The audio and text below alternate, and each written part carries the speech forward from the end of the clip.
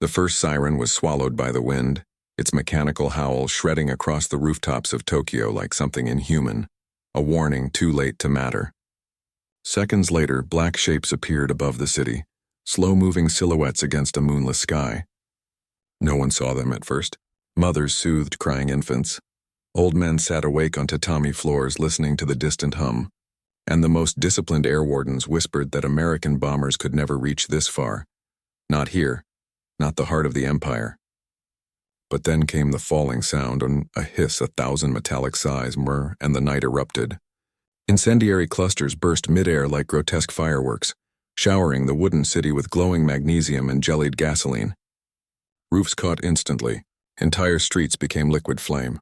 The fire spread faster than footsteps, faster than breath, faster than prayer. Civilians ran barefoot across burning bridges, lungs filling with smoke thick enough to swallow stars.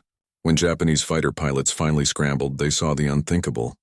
Tokyo wasn't a city anymore. It was a single, continuous firestorm, spiraling upward until even the Americans above could feel its heat pushing through their bomber hulls. And as pilots climbed into cockpits still trembling from the shockwave, they realized this wasn't a battle. It was an execution, and the sky itself was the weapon. The night the firebombs first fell became a memory that clung to every breath Tokyo took afterward, a haunting that lived in the ashes of burned-out neighborhoods and in the hollow silence of those who survived. Yet for the men sworn to defend the skies of Japan, the terror began earlier, weeks before the inferno, when quiet rumors drifted through airfields like cold wind through broken windows. Mechanics, officers, enlisted crews, they all heard the same impossible whispers. The Americans had built a bomber that could fly higher, farther, faster than anything the Empire could strike. A machine large enough to carry a city's worth of death across an ocean.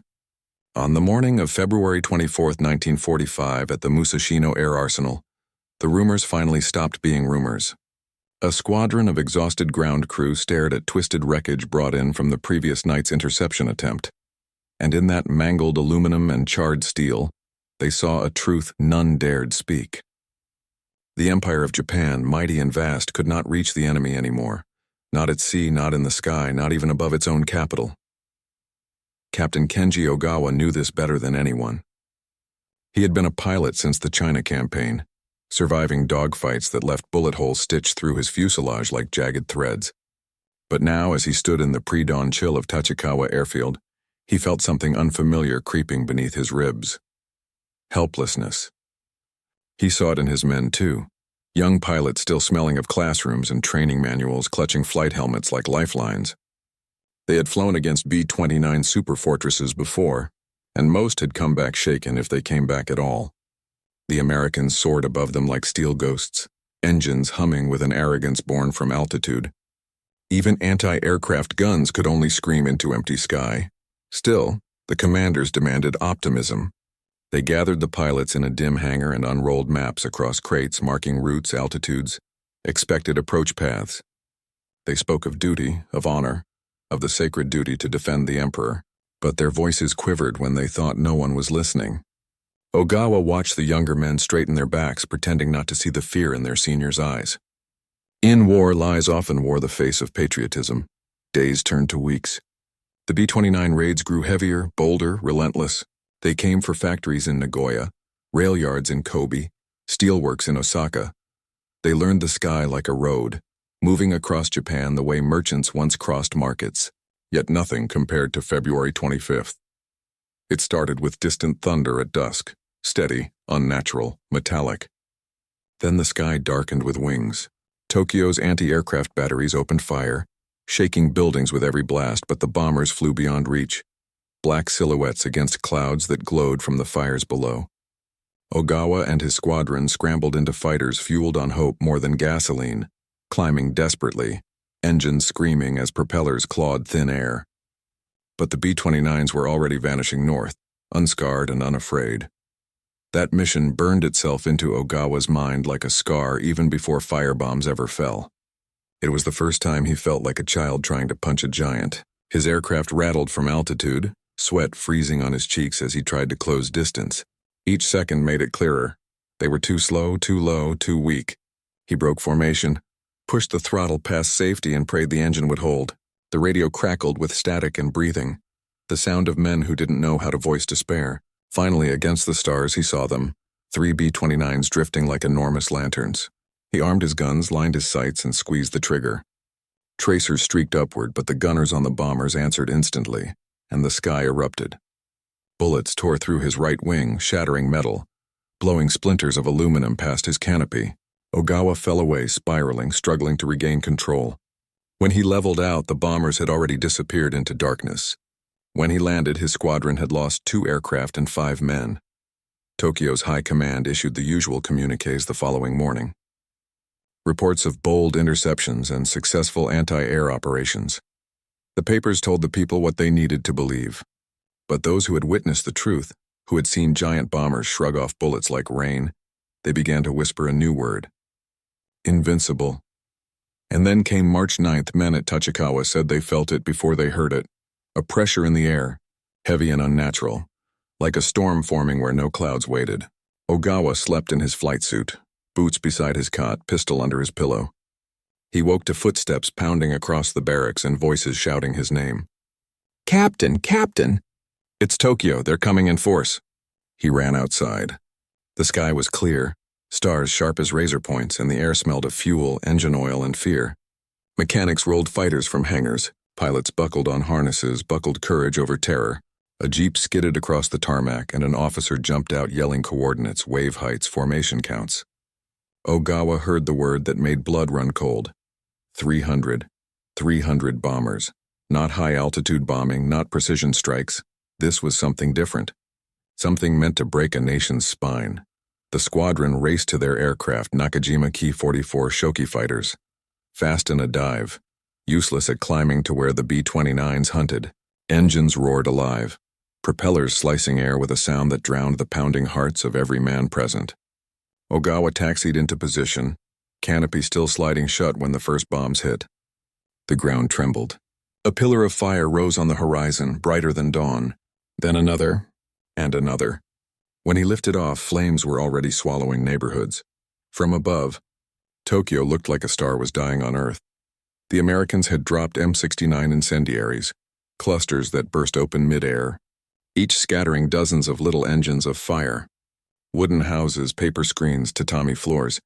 Everything that made Tokyo home also made it fuel. The fires didn't spread in lines. They leaped. They sprinted. They hunted.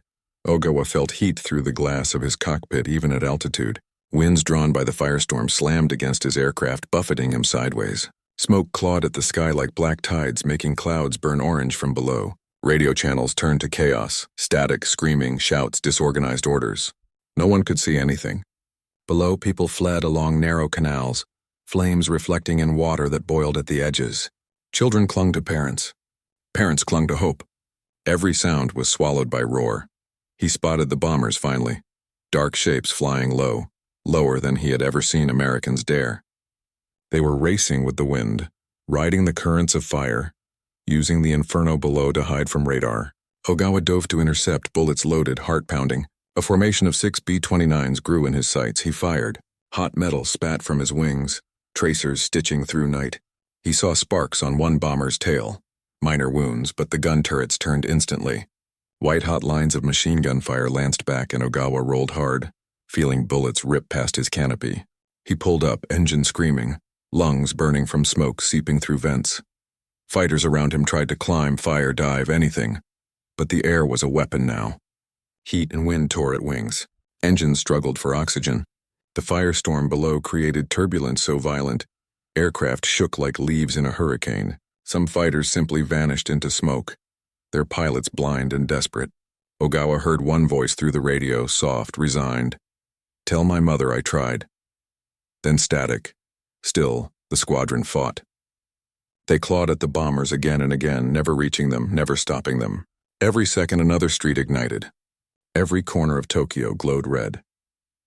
Down below, air raid shelters filled with families clutching talismans and rosaries, praying to be spared. But the shelters were built for explosives, not fire. When flames reached them, oxygen vanished. Some died without a sound. Others broke down barriers trying to escape, only to find fire waiting above. Ogawa circled again, eyes stinging. He had flown through storms before, but never a storm of fire. The thermal currents lifted his plane abruptly, then dropped it.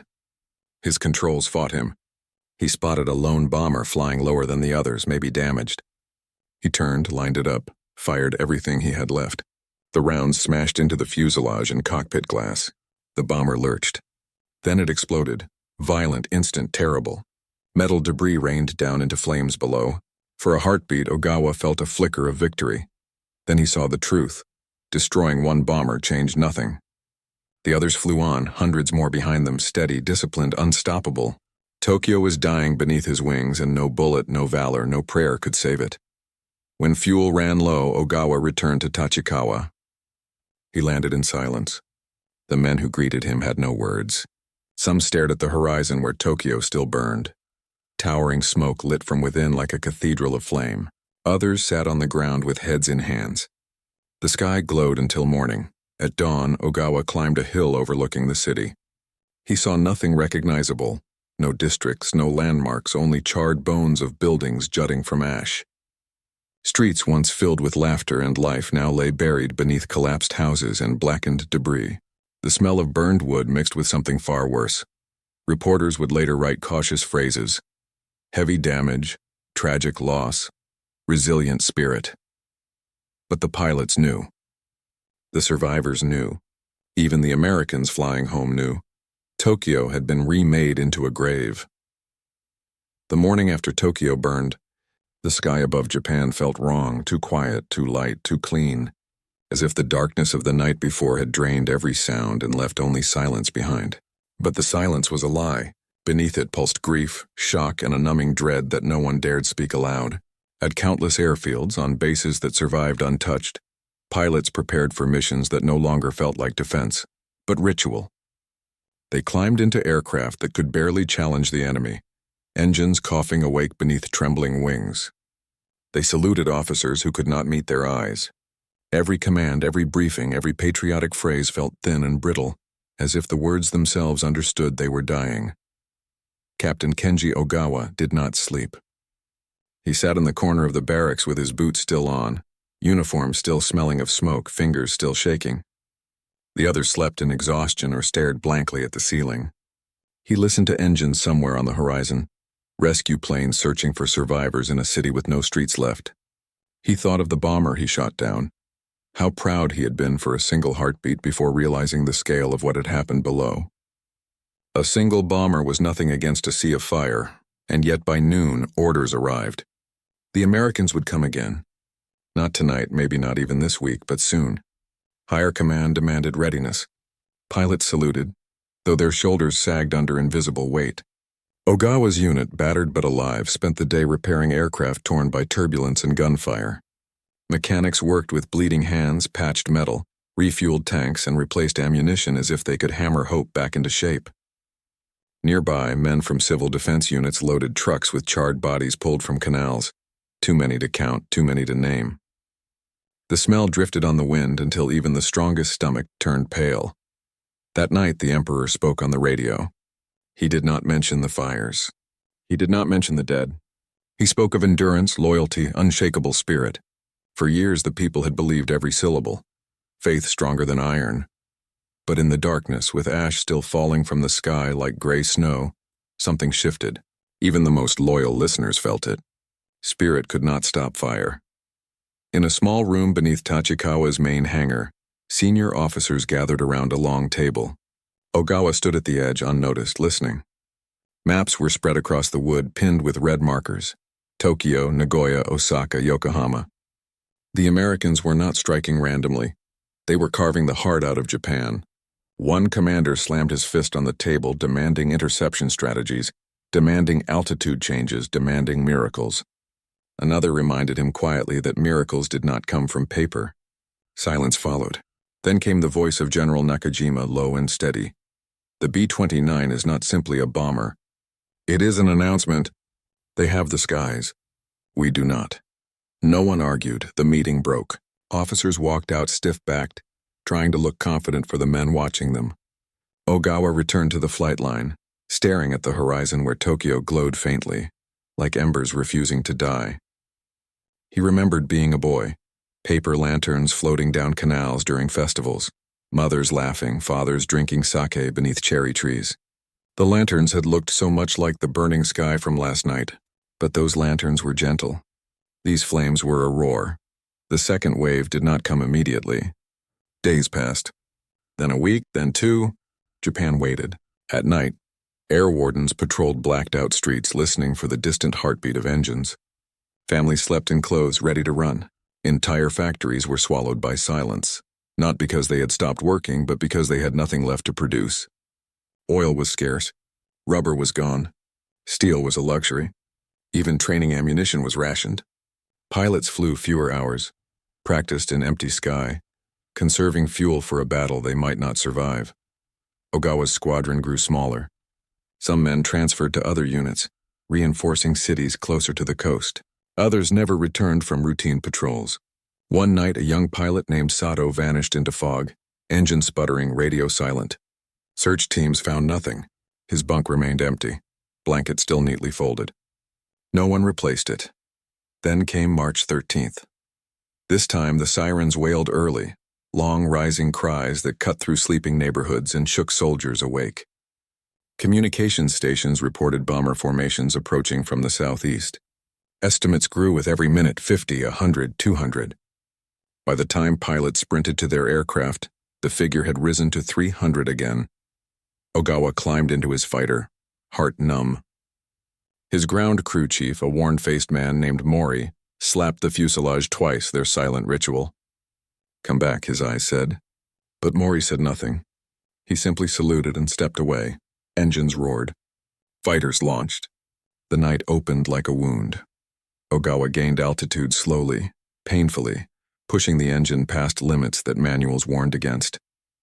Below him, the Pacific glowed faintly under moonlight. Ahead, dark shapes filled the sky. The bombers flew in organized streams, tight, disciplined, monstrous. They glimmered like silver ghosts, too large to comprehend, too many to fight. Radio orders barked through static. Climb to intercept. Target middle formation. Engage at will. But engage with what? Their guns barely scratched the B-29's armor. Their speed was inferior. Their altitude ceiling meant they were attacking uphill. Like soldiers charging a mountain with swords, Ogawa pushed anyway. The first explosions flickered below, tiny flashes at first, then bright flares as napalm ignited. Wooden neighborhoods that had survived the earlier raid now fell like tinder. The Americans were systematic. They did not destroy randomly. They mapped their targets carefully, knowing the wind would spread flames from block to block. Japanese anti-aircraft batteries answered the sky, but the bombers were too high, too fast. Shells burst below them, harmless. Ogawa finally made firing distance. He aimed at an engine, squeezed the trigger, and felt the aircraft vibrate as bullets streaked upward. Sparks flared on the bomber's wing. The gunner turret rotated instantly, barrels glowing in the dark. Tracers erupted toward Ogawa, and he rolled, forced down by bullets slicing air around him.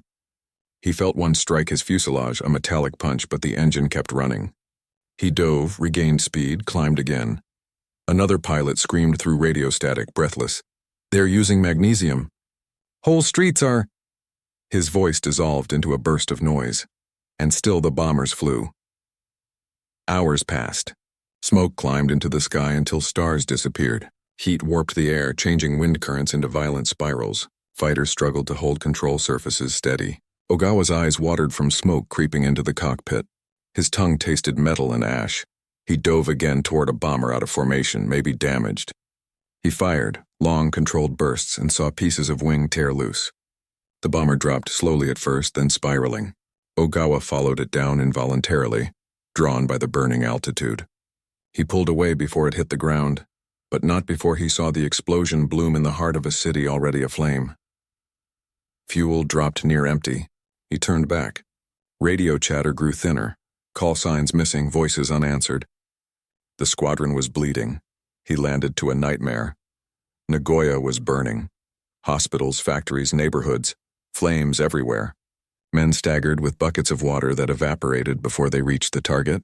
Fire brigades pumped rivers dry, but the fire consumed faster than human hands could fight. Families fled across bridges packed so tightly they became crowds of moving shadows. Ogawa walked through streets lit by fire glare. Houses collapsed inward like paper folding itself. Firestorms lifted roof tiles and hurled them across the sky like razor blades. He saw a man dragging a burned cart, sobbing as wheels melted. He saw a child sitting alone on a curb staring at a doll half-charred, hair still smoking. He picked her up and carried her to relief workers who loaded survivors into trucks. Where would they go? There were no safe cities left, only cities waiting for fire. At dawn, the bombing stopped. Smoke drifted across the countryside for miles. The sun rose pale, its light swallowed by ash. Ogawa wiped soot from his face and forced himself to breathe through nausea. He checked for survivors, pilots returning on foot, wounded crews limping from fields where they crash-landed. Some were burned. Some were silent. Some laughed short, hysterical bursts. The mine's last defense against hell. Japan held funerals without coffins. There were no remains left to bury. In the weeks that followed, pilots received new orders. The Americans had changed tactics. High-altitude precision bombing had become low-altitude area destruction. The Empire could not rebuild as fast as the Americans could burn. Ogawa's commanders ordered night patrols. Small teams launched hours ahead of predicted routes to intercept bombers before they reached cities. But night flying was deadly. Japan lacked radar strong enough to see far. Pilots relied on guesswork and courage. Engines stalled in the dark and disappeared into the ocean. Fuel shortages grounded half the fleet. Mechanics scavenged parts from wrecked planes like surgeons cutting organs from corpses. Still, Ogawa flew. Night after night he launched into blackness, guided only by moonlight and instinct. Sometimes he found nothing. Sometimes he found bombers. Sometimes he found only smoke rising from another city too late to save. One night in April, he intercepted a formation headed toward Kawasaki.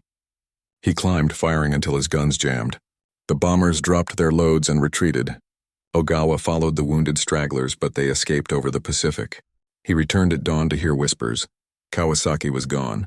Thousands dead. Tens of thousands homeless. Pilots stopped asking where the next target would be. They asked which city would survive long enough for their families to escape. Then came a new order. So strange. So desperate it felt like madness.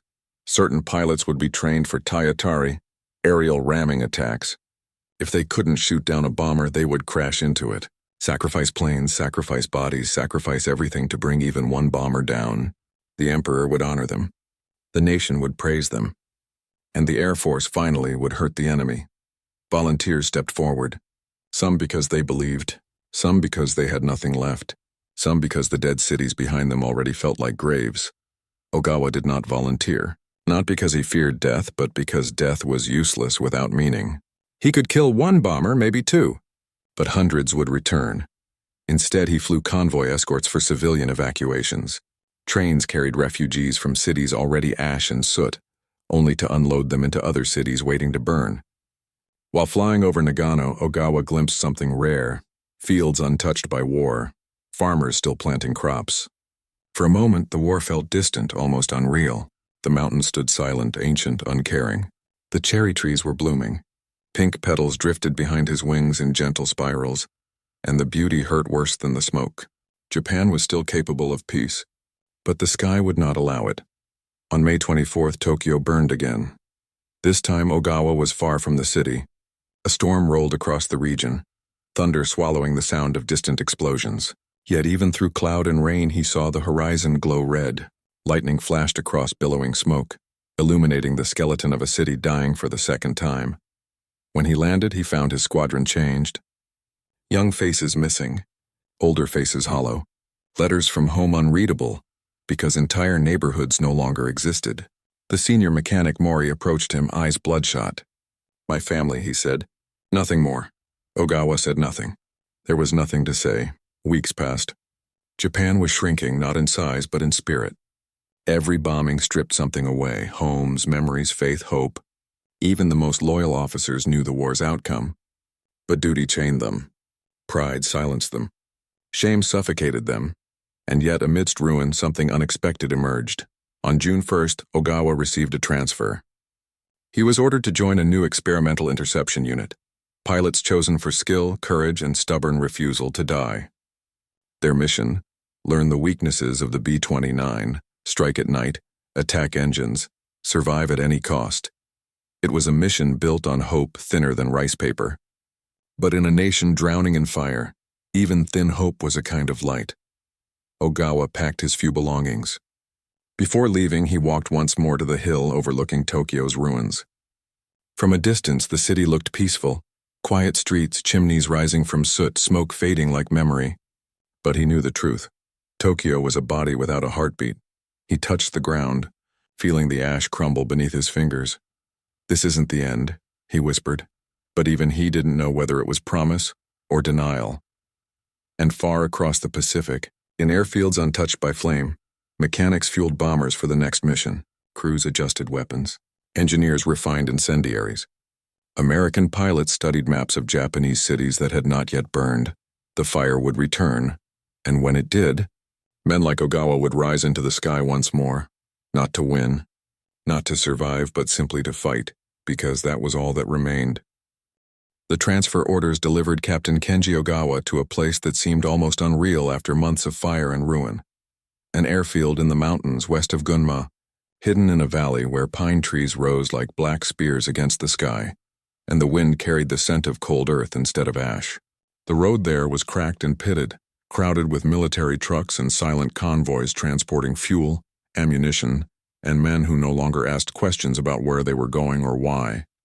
Most simply sat with heads bowed, eyes fixed on their boots, as if the war had forced them to shrink into themselves just to stay alive. When Ogawa stepped off the truck and saw the line of aircraft waiting beside the runway, sleek, polished, experimental interceptors, his breath caught in his throat. He had grown used to patched wings and failing engines, planes held together by wire, prayer, and stubborn engineering. But these were not relics. These were weapons designed for one purpose: to kill B-29s. The Nakajima J1N1S Geku, the Moonlight, sat in full silence beneath camouflage netting. Twin engines, heavy cannons, radar antenna protruding like insect feelers from the fuselage. It was odd-looking, inelegant, almost menacing, and it was deadly. Ogawa had heard rumors that these night fighters had downed superfortresses near Kyushu, destroying bombers without warning, appearing out of darkness like phantoms and disappearing just as fast.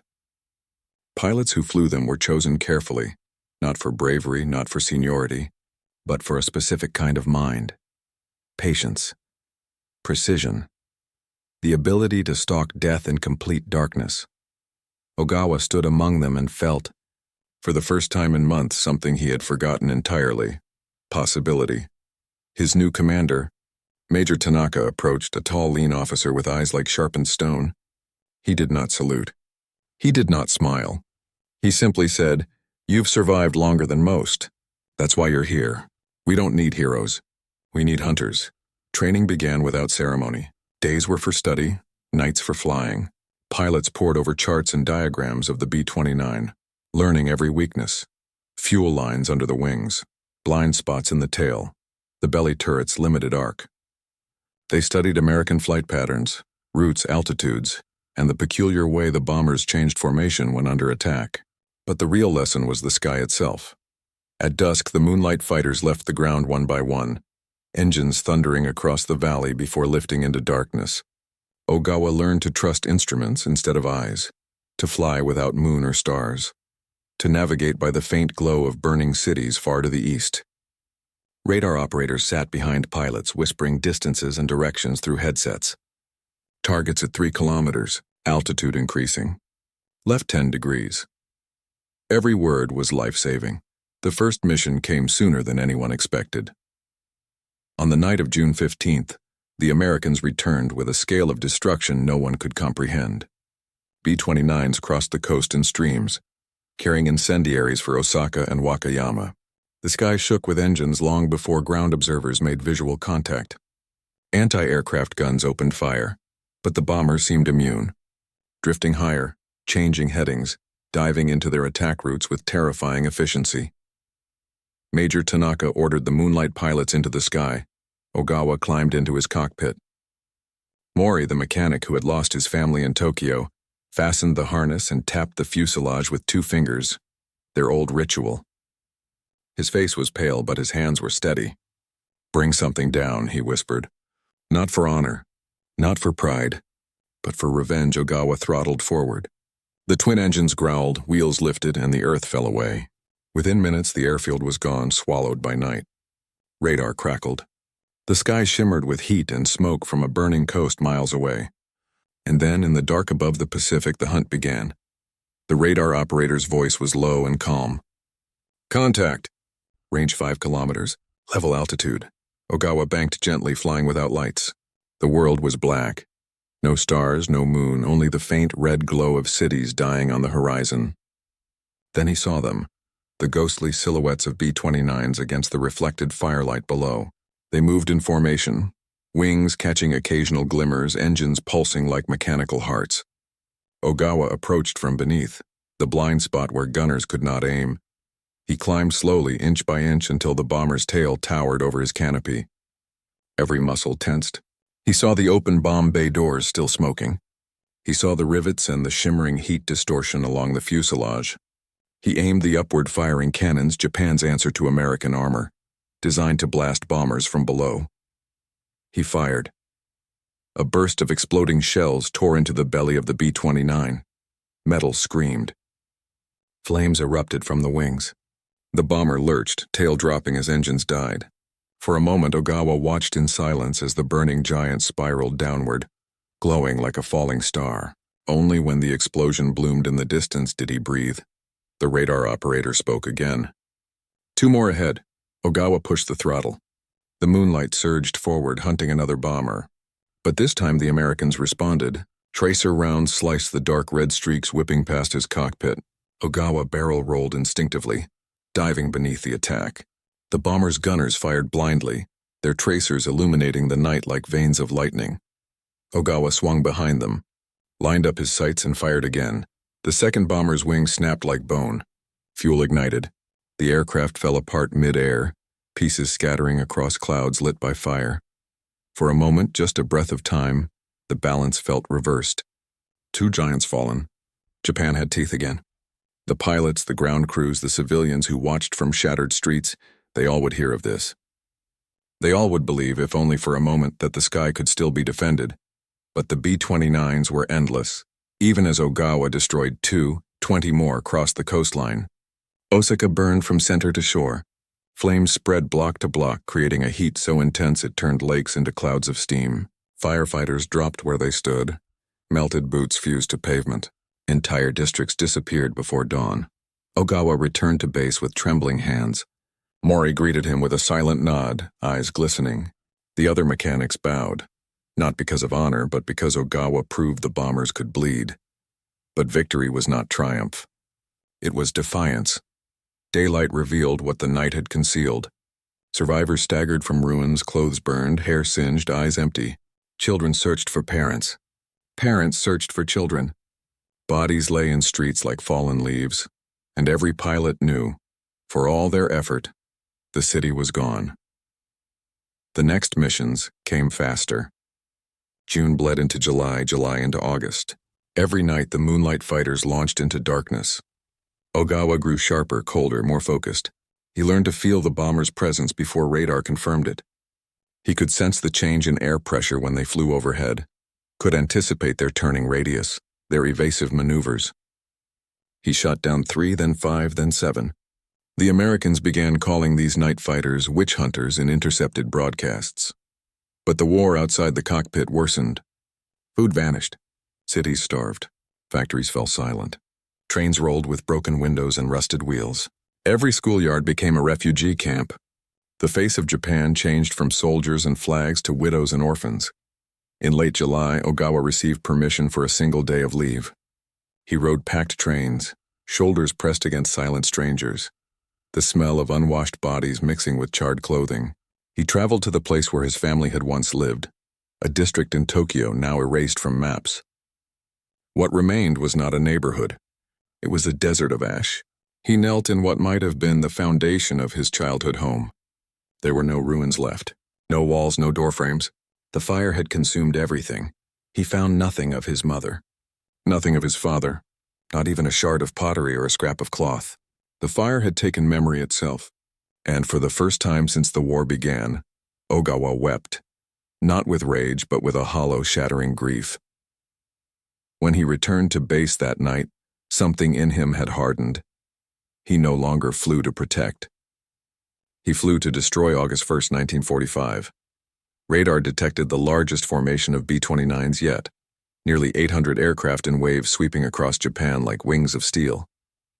They burned Mito, Maebashi, Hachioji, Nagaoka, cities that had escaped until now vanished in a single night. Ogawa's squadron took flight into a sky choked with smoke. The moonlight engines roared against a wind that carried ashes of homes hundreds of kilometers away. From altitude, Japan no longer looked like a chain of islands. It looked like a map of wounds. He intercepted a formation south of Niigata, sneaking beneath the bombers at dangerous speed. 2 gun turrets rotated, but too late. Ogawa fired upward, ripping open the belly of the lead aircraft. It exploded instantly. A second B-29 banked hard, trying to escape, but Ogawa followed. Flames trailed from its right wing.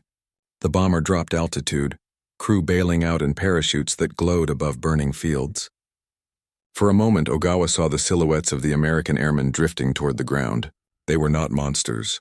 They were boys, just like his own men, following orders that turned cities to graves. He hesitated. Then a burst of tracer fire stitched across his fuselage, smashing glass, tearing metal. He yanked the controls, barely avoiding a collision. One thought burned in his head. Hesitate again and you die. He dove and vanished into cloud. By dawn, the bombers were gone. The fires smoldered. The war had become a cycle with no end. Launch, intercept, fall, burn. But everything changed 4 days later, August 6th. Hiroshima. At first, there were only rumors. A single plane. A single bomb. A flash brighter than the sun. Soldiers whispered that the city was gone, not damaged, not burning, gone. Like a stone dropped into the sea, leaving only ripples. Commanders dismissed the reports. Pilots shook their heads. No weapon could erase a city. Then the truth arrived. Radio stations fell silent. Couriers arrived with sealed documents. Intelligence officers locked themselves behind doors and did not come out for hours. When they did, they looked like men who had seen ghosts. Ogawa overheard one of them whisper, "The Americans have changed the war." One bomb did more than 200 planes. 3 days later, August 9th, Nagasaki disappeared. That night, Ogawa sat alone beside his fighter. Wind swept dust across the runway. The mountains were quiet. The stars looked cold. He thought of the B-29s he had shot down. He thought of the men inside them. He thought of the new bomb, something so powerful it made firestorms look small. For the first time, he wondered whether Japan had already lost, and the war was simply refusing to admit it. On August 14th, the Emperor spoke again. Every soldier, every citizen, every pilot gathered around radios in silence. Static crackled. Then a soft, trembling voice filled the air. The speech was formal, ancient, impossible to misunderstand. The war was over. Japan would surrender. There were no cheers. No tears. Only silence, long, suffocating, endless. Ogawa stood motionless. His war, his purpose, the only life he had known for years, ended with a voice trembling through a speaker. The sword was lowered. The sky was no longer his to defend. That evening, Mori walked up to him. "What do we do now?" Ogawa did not know. The next morning, he climbed into his fighter one last time. Not armed, not fueled for war, just enough to fly. He lifted into the air, circling the mountains where he had hunted the American bombers night after night. The clouds parted, revealing Japan beneath him, burned, broken, scarred, but still alive. Rising smoke no longer came from bombs, but from cooking fires and refugee camps. Roads filled with civilians walking home to places that no longer existed. Children played barefoot in ruins. Life, small, fragile, stubborn, was returning. Ogawa dipped his wings in salute to the land. Then he returned to base, shut down the engine, and walked away without looking back. He would never fly in war again. And yet, for the rest of his life, whenever he closed his eyes, he saw it. The night sky lit by a burning city. The sound of bombs hissing through darkness. The glow of firestorms spiraling like tornadoes of flame. Japan would rebuild. The world would change. But the sky of 1945 would haunt everyone who lived beneath it. Because when fire fell on Tokyo, it was not just a city that burned, it was innocence. When the Emperor's voice faded into static, the air across Japan changed in a way no bomb could replicate. It was not relief. It was not defeat. It was a silence so deep it seemed to swallow sound itself, like the entire nation had exhaled at once and then forgotten how to breathe again. The war was over, but the wound remained open, raw, bleeding across cities that no longer had names, across families that no longer had homes, across soldiers who no longer had a reason to wear their uniforms. Surrender did not feel like peace. It felt like emptiness. Captain Kenji Ogawa remained at the mountain base as the days blurred into one another. Pilots who once trained beside him scattered. Some ordered to help demobilization efforts. Others told to report to temporary government offices. Others simply walking away from the airfield and never returning. Their uniforms turned into rags. Their swords, once symbols of honor, became burdens they didn't know how to carry. Ogawa watched them leave in small groups. Men who had flown through storms of shrapnel now unable to look the sky in the eyes. He should have felt grateful to be alive. He should have felt lucky that his aircraft had never become a burning shape tumbling into the ocean. But survival was its own kind of torment. There were no medals waiting for him. No parades. No ceremony. Japan did not have the strength to applaud the living when it could barely bury the dead. The moonlight fighter he had flown for so many nights was pushed to the side of the runway under a tarp, rain collecting in rusting seams. The war was ending like a fire that burned until it simply ran out of fuel. Hot, violent, then suddenly dark one evening.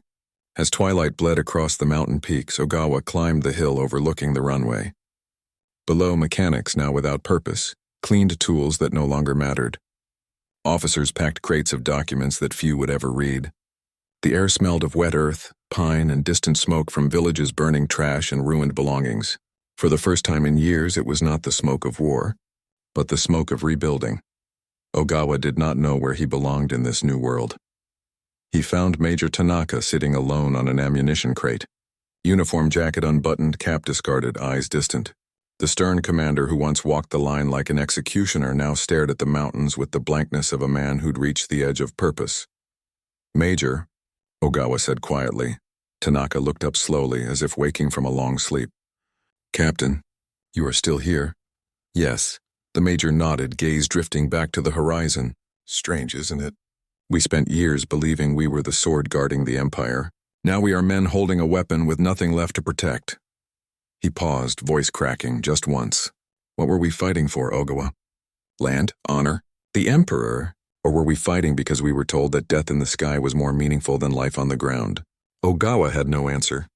The war had taught him how to kill, how to survive, how to endure. It had never taught him how to live. In the weeks that followed, American troops arrived, not as distant specters and bombers, but as boots on Japanese soil. The first time Ogawa saw them up close was in a small village outside the base. He had gone there searching for fuel and supplies for civilians, working now as a reluctant liaison between pilots and townspeople. Trucks rolled through the narrow road, olive-drab vehicles driven by young American soldiers who looked more exhausted than triumphant. People hid behind ruined walls, afraid that the enemy who had set their cities on fire would now take what little remained. But the soldiers stepped from their trucks with hands open, not fists. They offered canned food, medicine, blankets. Children, terrified at first, crept forward. A little boy took a chocolate bar from a soldier's palm, eyes wide with wonder, and the soldier, barely older than the boy himself, smiled. Ogawa watched with a feeling he could not describe. These men, whose engines had been thunder and whose bombs had been storms, now passed out candy and bandages. They were not monsters. They were not demons. They were just boys who wanted to go home. Days later, Ogawa was ordered to escort a group of American engineers to the airfield. They arrived in a jeep with white flags attached to the antenna, and when they stepped out, their eyes widened at the sight of the moonlight fighters hidden in the forest shadows. One of them, an airman with grease still under his fingernails, walked slowly toward the tarp-covered aircraft and pulled it back. The polished cannons and radar antenna glinted. He whistled. "Hell of a machine," he said softly, almost with admiration. Ogawa stood beside him, not speaking. The American looked up. "You flew these?"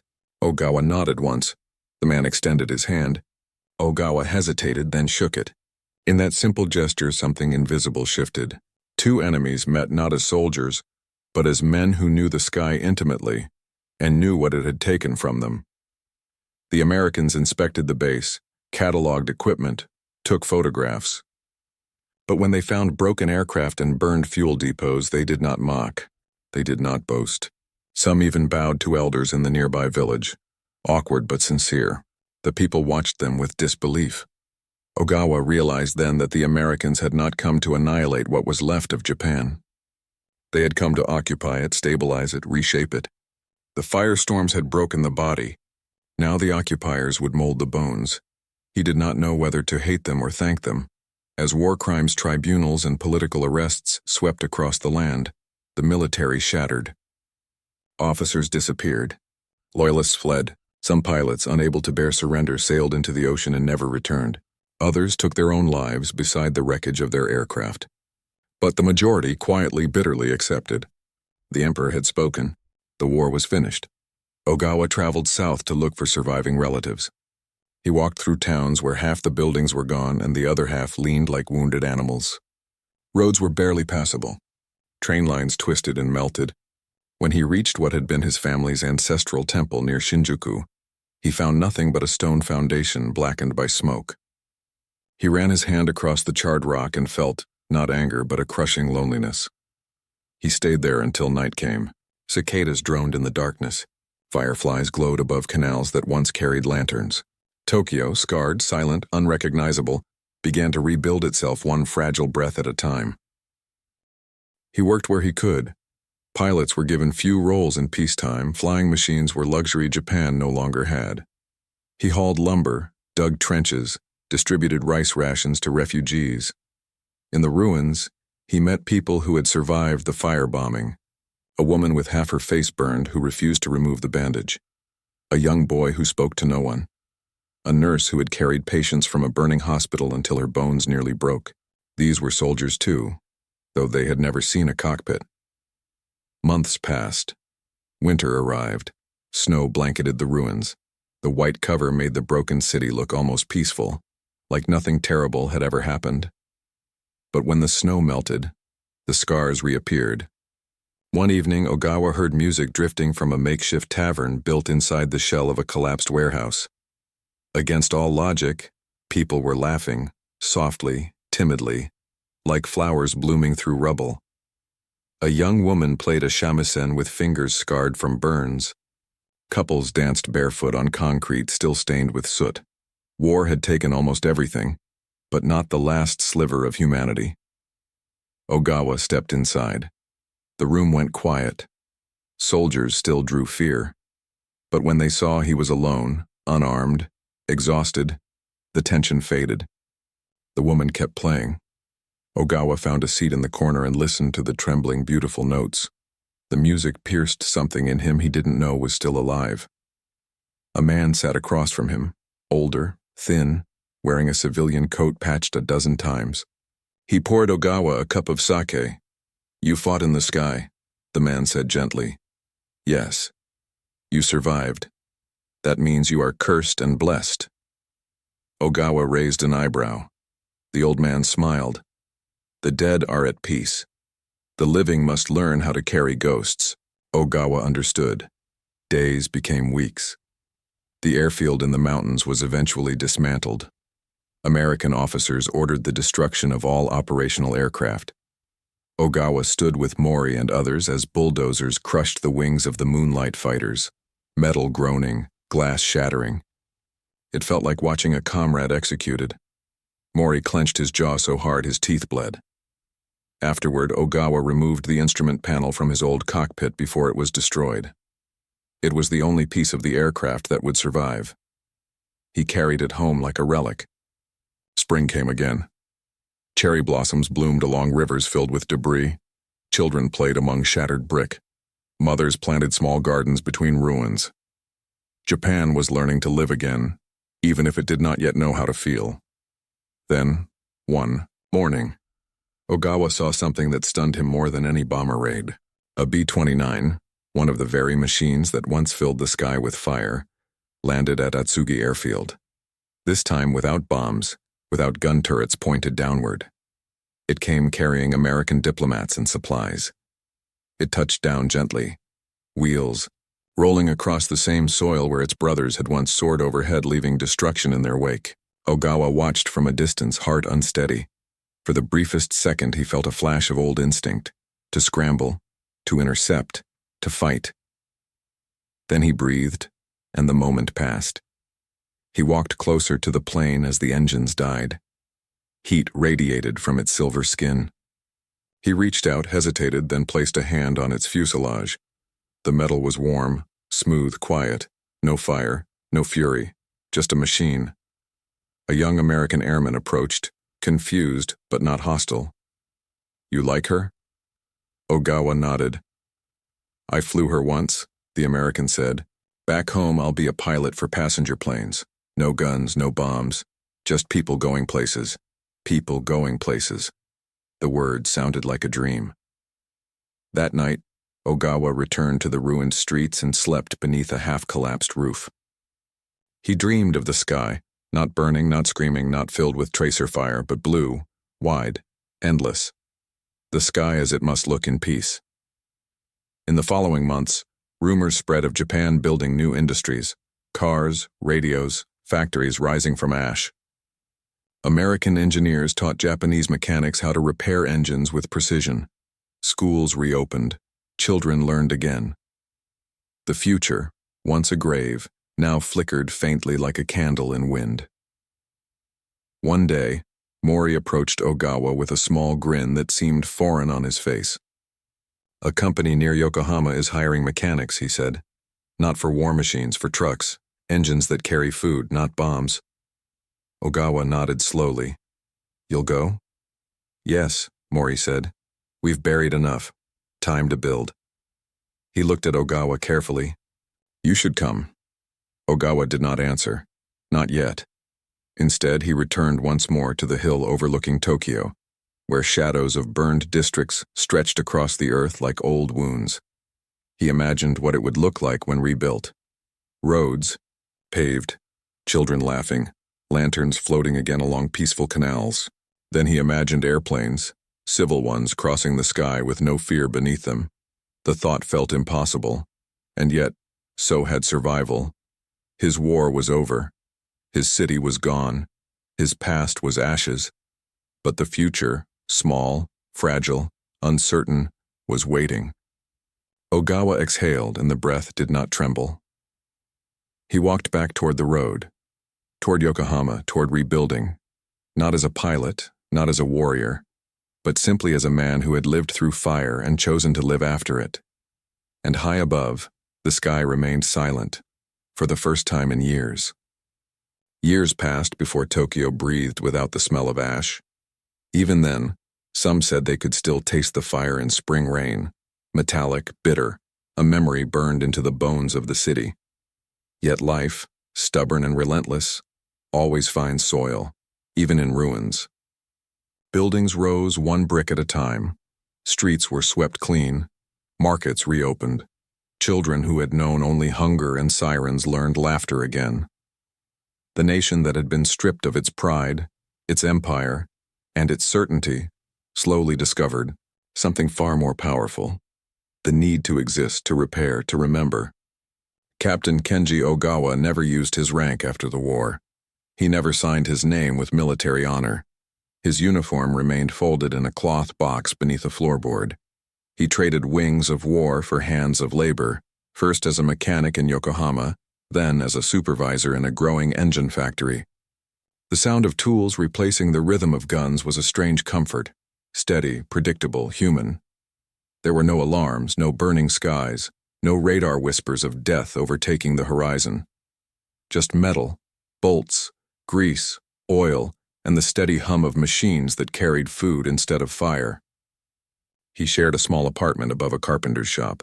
The walls were thin, the tatami old, but when the wind blew, he smelled sawdust instead of smoke, and that alone felt like a miracle. A young widow, Mrs. Shimizu, lived in the room next door with her 3-year-old daughter. The girl Hana called him Oji-san, uncle, and left folded drawings near his door, messy scribbles of airplanes with smiling faces, clouds shaped like flowers, and crooked houses that somehow still stood upright. One afternoon she asked him, "Did you ever fly?" Ogawa froze. His thumb rested on the edge of the paper, the child's crayons marking the sky in bright colors no night bomber had ever seen. He knelt beside her and gently pointed to one of the smiling planes. "Yes," he said quietly. "A long time ago." "Did the sky look like this?" she asked. He wanted to lie. He wanted to tell her the sky was always blue and soft, a place where clouds were pillows and the wind carried songs. But the truth had teeth. It had fire. It had screams.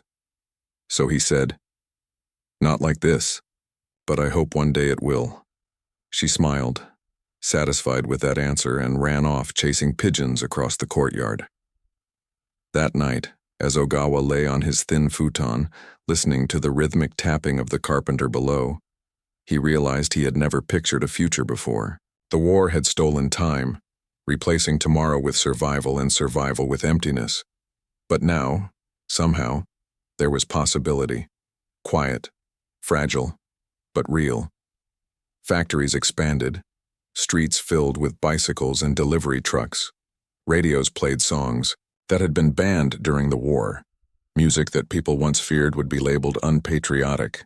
Ogawa walked to work each morning and saw foreign soldiers no longer patrolling, merely observing, their uniforms slowly blending into the rhythm of peacetime.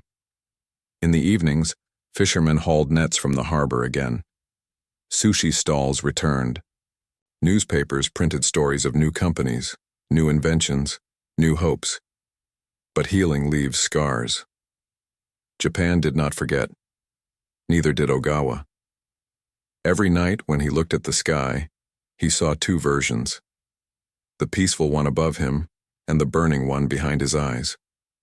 He never spoke of his wartime actions, not to coworkers, not to neighbors, not even to Mrs. Shimizu, who sometimes stood beside him outside the shop, both of them watching Hana play while the sunset washed the broken city in gold. But there was one place he visited in secret.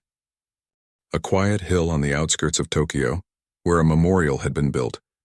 Not a grand monument, not a shrine draped in gold, but a small stone marker engraved with numbers, not names. Too many had died to name them. The stone did not speak of victory or glory. It simply said, "Here we remember those lost to fire." Ogawa went alone, sometimes once a month, sometimes once a week. He did not pray. He did not bow. He simply sat in silence and listened to the wind, until one winter morning someone sat beside him. The man was tall, wearing a long foreign coat and a wool cap pulled low. Snowflakes clung to his eyelashes. When he spoke, his Japanese was careful, accented, but respectful. "You were a pilot." Ogawa did not startle. The war had taught him that fear arrived without warning, so calm was its own form of defense. "Yes," he answered. The man exhaled slowly. "I was too, not here. Not on this side." He hesitated, searching for words. "I flew B-29s. Silence fell like snow." The wind thinned. Ogawa's heartbeat did not quicken.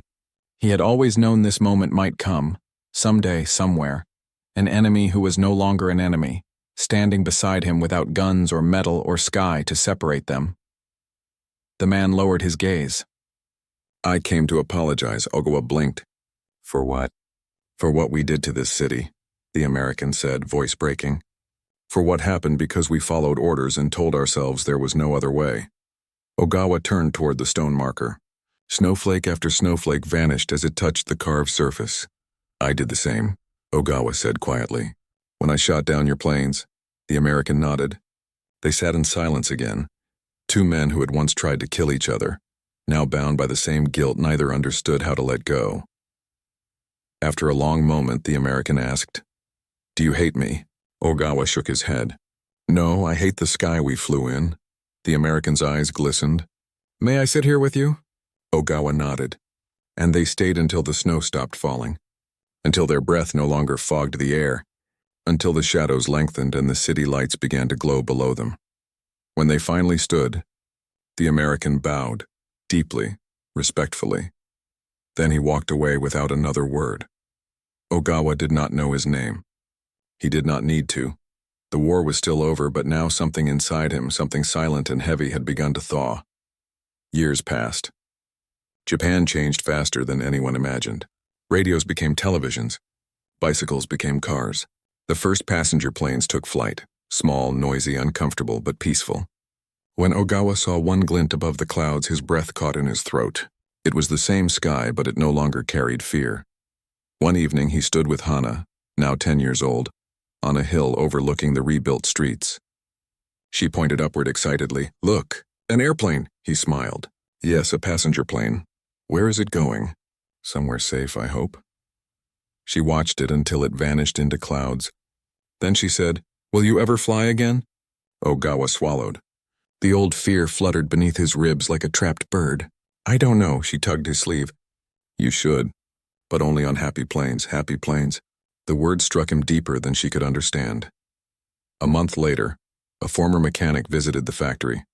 Mori, older now, but still carrying grease beneath his nails. He laughed and clapped Ogawa on the shoulder. "You haven't changed," Mori said. "Still quiet. Still thinking too much." Ogawa smiled faintly. "And you?" "I fix trucks. And sometimes Americans let me help service their new passenger aircraft." His eyes gleamed. "They're hiring pilots. Japanese pilots. Civil aviation. No guns, no raids. Just passengers." Ogawa stiffened. Mori lowered his voice. "You should try. You know the sky better than any man alive." But Ogawa turned away. "The sky took too much." Mori's expression softened. "Then take something back." Those words followed him for days. They echoed in the sound of hammers rebuilding houses, in the laughter of children chasing kites, in the distant drone of peaceful aircraft crossing the sky. And slowly, painfully, Ogawa realized he was afraid. Not of flying, not of dying, but of remembering. Finally, one crisp autumn morning, he went to Haneda Airport. The airfield was still small, crowded with American personnel and Japanese workers learning new procedures. The runways were cracked but patched. The hangars echoed not with panic but organization. A single passenger airplane sat in the sunlight, a DC-3, its silver fuselage gleaming like hope polished clean. An American officer greeted him. "You're Ogawa? Tanaka sent your records. Says you flew night fighters." "Yes." The officer nodded with something like respect and something like regret. "We need instructors. Men who can teach young pilots to respect the sky without fearing it." Ogawa ran his hand along the fuselage. The metal was warm, not from fire but from sun. The cockpit windows reflected a world without smoke. For the first time since the night Tokyo burned, he felt the sky not as a place of death, but as a place of possibility. He said simply, "I will try." Training young pilots felt like walking into the past without carrying its chains. These students had never seen a firestorm.